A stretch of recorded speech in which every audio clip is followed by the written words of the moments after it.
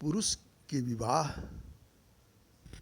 के लिए पत्नी आकर्षण करने का मैं मंत्र पाठ कर रहा हूँ, सुनिए।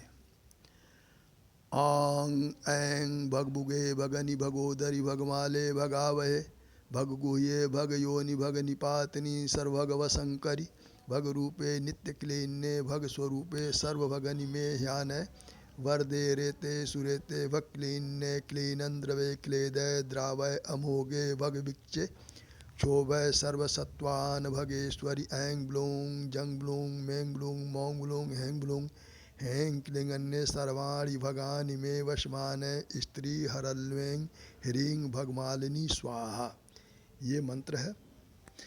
अब ये इस आकर्षण मंत्र के प्रयोग के विषय में मैं बताता हूँ कि मंत्र के प्रयोग से अगर पत्नी मिलती है तो उससे क्या करना चाहिए और क्या नहीं करना चाहिए। मंत्र के प्रयोग से मिलने वाली पत्नी कुछ भी करे, चाहे अन्य पुरुष से भी संबंध बनाए, तो उसको स्वीकार करना होगा, क्योंकि प्रकृति स्वच्छंद होती है। प्रकृति को बांधा नहीं जा सकता।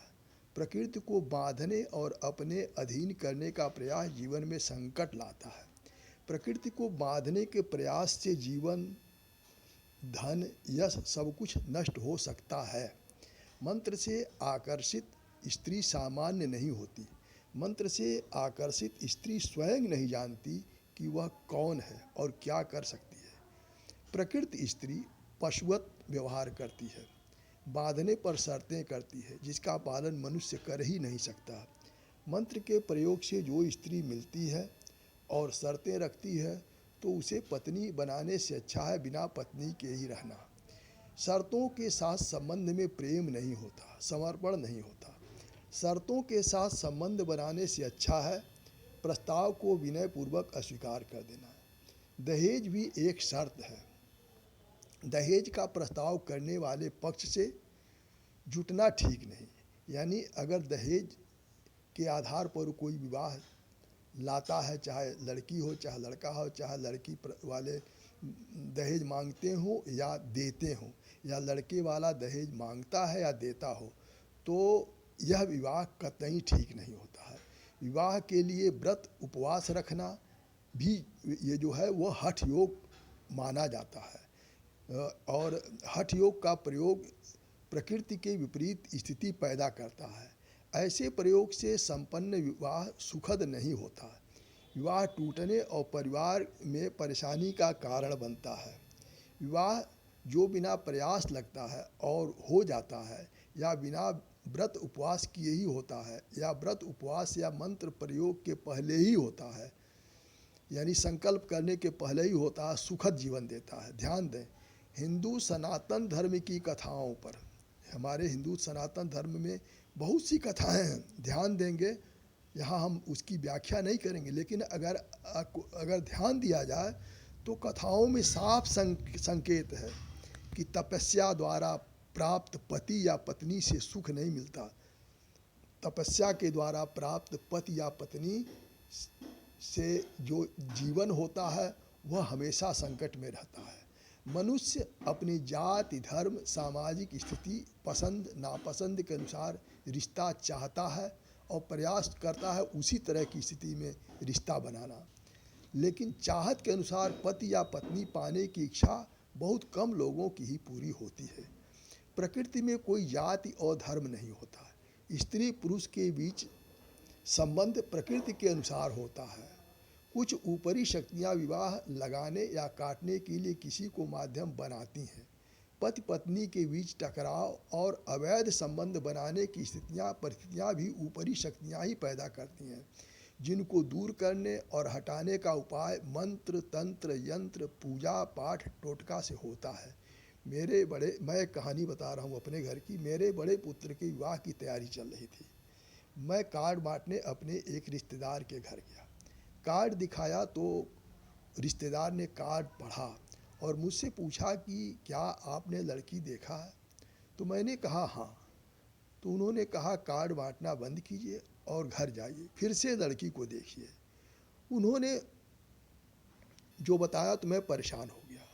उस रिश्तेदार ने मुझको सब कुछ बताया। लड़की को उस तरह से देखा गया, लड़की को बुलाया गया और उस तरह से देखा गया जिस तरह का दोष रिश्तेदार ने बताया था। तो रिश्तेदार ने जो बताया था वो सब सही निकला।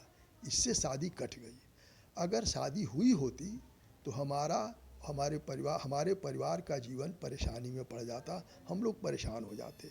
मेरा अपना अनुभव है कि विवाह कटने में भलाई हो सकती है। मेरे साथ तो भलाई हुई। विवाह न होने के बीच की बाधा को मंत्र, यंत्र, तंत्र, पूजा पाठ, टोटका से काटा जा सकता है। मेरे एक कहानी मैं और बता रहा हूँ, एक घटना बता रहा हूँ। मेरे एक मित्र के भांजे का विवाह नहीं हो रहा था, उम्र निकल रहा था, जिसके कारण वो परेशान थे। उनको पता था कि विवाह कराने का मंत्र टोटका होता है, तो उन्होंने मुझसे अपनी परेशानी बताया, क्योंकि वो जानते थे कि हम पंडित हैं और हमारे पुश्तैनी ये पूजा पाठ होता है और हम लोग करते कराते हैं। तो मैंने उनको बताया कि विवाह कराने का एक से अधिक मंत्र, यंत्र, तंत्र, पूजा पाठ, टोटका का उपाय है। मुझे मंत्र की जानकारी है, लेकिन उसके प्रयोग के पहले सभी अन्य उपाय खत्म होना चाहिए। मंत्र के प्रयोग के बाद आने वाले विवाह के प्रस्ताव को ठुकराया नहीं जा सकता, चाहे विवाह किसी स्तर का हो, पसंद हो या न पसंद हो, क्योंकि मंत्र प्रयोग से जो विवाह आकर्षित होता है वह प्रकृति के अनुसार होता है। मैंने देखा कि विवाह कराने का मंत्र इतना शक्तिशाली होता है कि अनेक मामलों में संकल्प के समय ही या संकल्प का सामग्री जुटाने के पहले ही विवाह प्रस्ताव आ जाता है, विवाह हो जाता है, जप और हवन करना ही नहीं पड़ता है। मेरे विचार से यदि पुरुष का विवाह प्रस्ताव नहीं आ रहा है तो विवाह कराने के मंत्र प्रयोग के पहले स्त्री आकर्षण का प्रयोग किया जाना चाहिए। स्त्री वशीकरण मंत्र, ऊपर वाला जो मंत्र है स्त्री वशीकरण का मंत्र है, लेकिन मैंने इसको देखा है कि यह आकर्षण के प्रयोग में सफल होता है। मैंने जो मंत्र लिखा है और पाठ किया है उसके प्रयोग के लिए सिर्फ संकल्प करके मंत्र का जप करना या करवाना चाहिए। इस मंत्र की ऋषि देवता शक्ति का पता नहीं लिखा है, इसलिए ऐसा प्रतीत होता है कि यह सिद्ध मंत्र है। सिद्ध मंत्र वह होता है, मेरी जानकारी के अनुसार, जो किसी गुरु के द्वारा नहीं दिया जाता, यानी जिसका कोई गुरु नहीं होता है, बल्कि ऐसा मंत्र जो कि स्वप्न में या तंद्रा में या आकाशवाणी से किसी ऊपरी शक्ति द्वारा दिया जाता है। मेरे एक इस्लामी गुरु थे, मेरे अनेक गुरु थे और हैं। तो एक मेरे इस्लामी मंत्र के गुरु थे जो जाति के कहार थे, अनपढ़ थे, अंगूठा से के निशान से दस्तखत करते थे, लेकिन उनको मंत्र पाठ एकदम शुद्ध उच्चारण के साथ जुबानी याद था। उन्होंने मुझको अपने जीवन की एक घटना बताया जिसमें वह उनको मंत्र, सिद्ध मंत्र ईश्वर के द्वारा, आकाशवाणी या ईश्वर के द्वारा मिला था। वो आकाशवाणी भी कह सकते हैं, ईश्वर के द्वारा भी दिया गया सिद्ध मंत्र मिला था। बात ये थी कि मेरे जो वो इस्लामी मंत्र के जो गुरु थे, वो उनकी भांजी का तबीयत बहुत ख़राब था। वो दवा करा चुके थे, दवा से कोई फ़ायदा नहीं हुआ था, और जो उपाय हो सकता है वो भी किया, लेकिन वो ठीक नहीं हो रही थी। तो वो निराश हो गए थे। उनके घर के दरवाजे पर, उनका घर बड़ा था, घर के दरवाजे पर वो सहन था, और जिसको खलिहान भी उनके दरवाजे पर ही होता था, जो और पुरवट था। पुरवट कहते हैं जब धान की मड़ाई करने के बाद धान निकाल लिया जाता है तो जो उसका जो पुआल होता है, उस पुआल को खूब ऊंचा करके रख दिया जाता है, तो उसको पुरवट कहते हैं। एक जगह ऊंचा करके रख दिया तो उसको पुरवट कहते हैं। तो उसी पुरवट पर वह टेक लगा करके पूरब तरफ सुबह का समय था, वो उसी पुरवट पर मुँह करके बैठे थे। हल्का ठंडक का मौसम था तो वह एक तरीके से वो धूप में बैठे थे। तो उनके दरवाजे पर वो उत्तर तरफ उनके दरवाजे का मुख उत्तर तरफ था, यानी घर के जो दरवाज़ा था उत्तर तरफ मुख था। और वहाँ एक बड़ा पीपल का पेड़ था। तो वो उसी के जो है वह नीचे बैठे थे, तब तक उनको झपकी आ गई। झपकी को तंद्रा मैं कहता हूँ, हो सकता है दूसरे लोग दूसरा कुछ समझते हो, लेकिन जो मैं समझता हूँ कि झपकी को तंद्रा मैं मानता हूँ। उनको झपकी आ गई तो उसी झपकी में उन्होंने देखा कि एक ब्राह्मण, जनेऊधारी ब्राह्मण थे, वो उनसे कह रहे हैं कि तुम निराश क्यों हो, निराश न हो, मैं तुमको एक मंत्र बता रहा हूँ। इस मंत्र को 3 बार पढ़ना और अपने दाहिने हाथ में पानी ले लेना, और पानी लेकर के उस मंत्र को 3 बार पढ़ के उस पानी पर फूंक देना, यानी अपने मुंह का जो है मुंह से ऐसे फूंक देना। तो और वही पानी जो है वह अपने भांजी के ऊपर छींटा मार दो, ठीक हो जाएगा। ये इतना कहने के बाद वो जो ब्राह्मण थे वह कहेंगे अंतर्ध्यान हो गए और वो यानी गायब हो गए, और उनकी तंद्रा यानी झपकी खुल गई और उनको मंत्र याद हो चुका था। तो उन्होंने तुरंत पानी लिया और पानी लेकर के हाथ में, दाहिने हाथ में पानी लिया और मंत्र को 3 बार पढ़ करके और उस पर पानी पर, हाथ वाले पानी पर फूंक दिया। और उसके बाद वह पानी उन्होंने अपने भांजी के ऊपर छींटा मारा। छींटा पड़ते ही उनकी भांजी जग गई और उसको वो एकदम उसके बाद एकदम ठीक हो गई।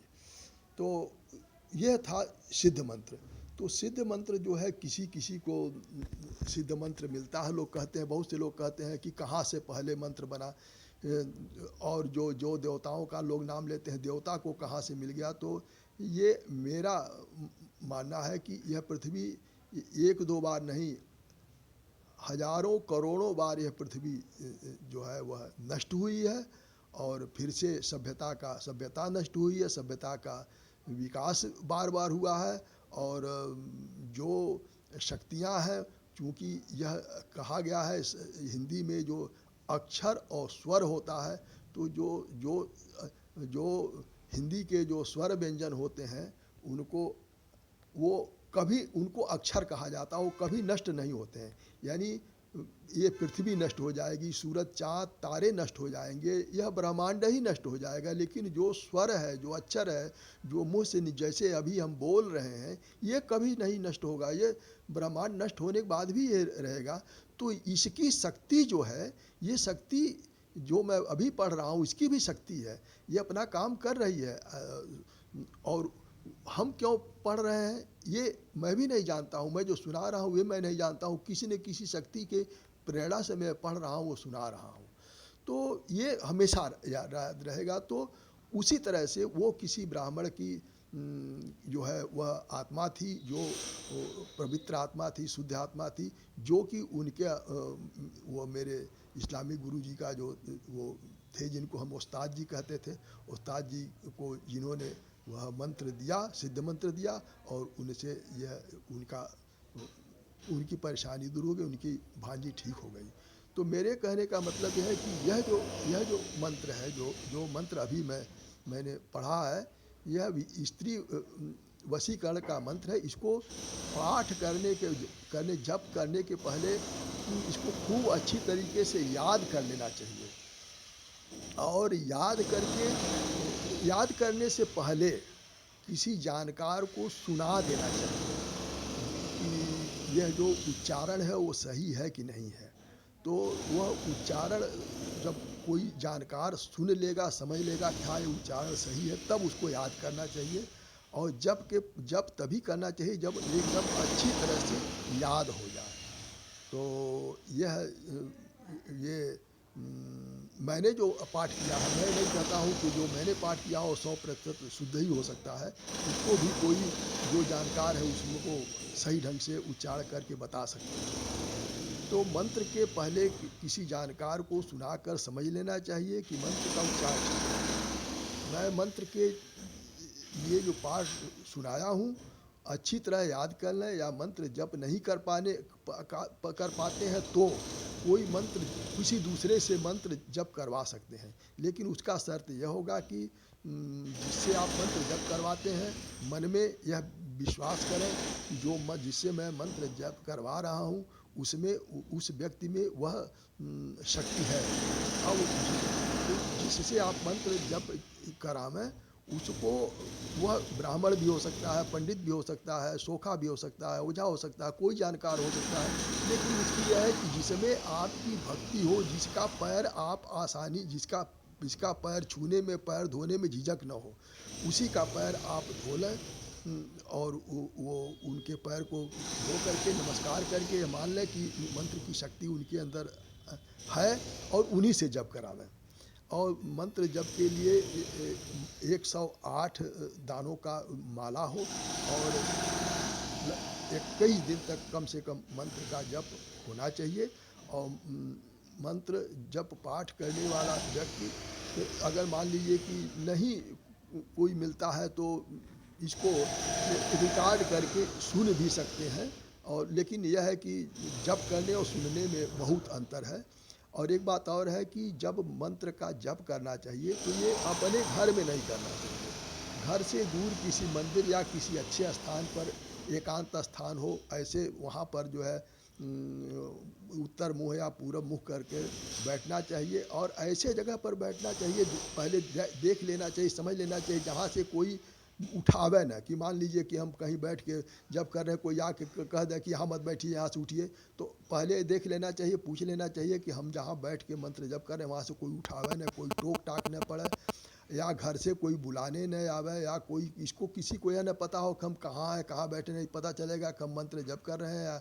और बीच में आकर के कोई घर में ये हुआ है, घर में वो हुआ है, ये ज़रूरत है, वो ज़रूरत है, तो ऐसा नहीं होना चाहिए। यानी जब मंत्र जप करते हैं तो एकदम कंप्लीट जो है निश्चिंत भाव से, और मन को जो है वह एकदम ऐसा होना चाहिए कि कोई दूसरी बात मन में ना हो। बस ये हो कि आप मंत्र जप कर रहे हैं तो उसमें ध्यान होना, जो जप कर रहे हैं या करा रहे हैं, तो टोका टाकी न पड़े। तो इसीलिए घर से दूर और एकांत स्थान और मंदिर चुना जाता है कि वहाँ टोका टाकी नहीं पड़ता। और जो चंदन लगा लिया जाता है, जो कपड़ा लपेट दिया जाता है, दाढ़ी बढ़ा दिया जाता है, इसका भी कारण यही है कि दाढ़ी बढ़ा रहेगा और ललाट पर या अगल बगल चंदन या टीका लगने से तो जल्दी कोई पहचान नहीं पाएगा, और जब पहचान नहीं पाएगा तो बाधा नहीं पड़ेगी। और इस तरह से जो है वह सफलता की उम्मीद कर सकते हैं। लेकिन यह है कि मंत्र से भाग्य नहीं बदलता और भोग नहीं बदलता। और मंत्र के देवता होते हैं, देवता की शक्ति सीमित होती है, जो ईश्वर की शक्ति से ऊपर नहीं होती। तो अगर कोई देवता ऐसा है जो विवाह में वह विघ्न या बाधा डाल रहा है, तो अगर उस देवता की शक्ति इस मंत्र के देवता की शक्ति से अधिक होगी, तब तो यह मंत्र उनको बाधा को नहीं काट पाएगा। लेकिन अगर बाधा डालने वाली शक्ति छोटी होगी और इस मंत्र की शक्ति बड़ी होगी तो बाधा कट जाएगा और वह सफलता मिलेगी। तो यह हुआ यह स्त्री के आकर्षण का विवाह कराने का मंत्र। और पति पाने के लिए मैं दूसरे पोस्ट में बनाऊँगा, देख करके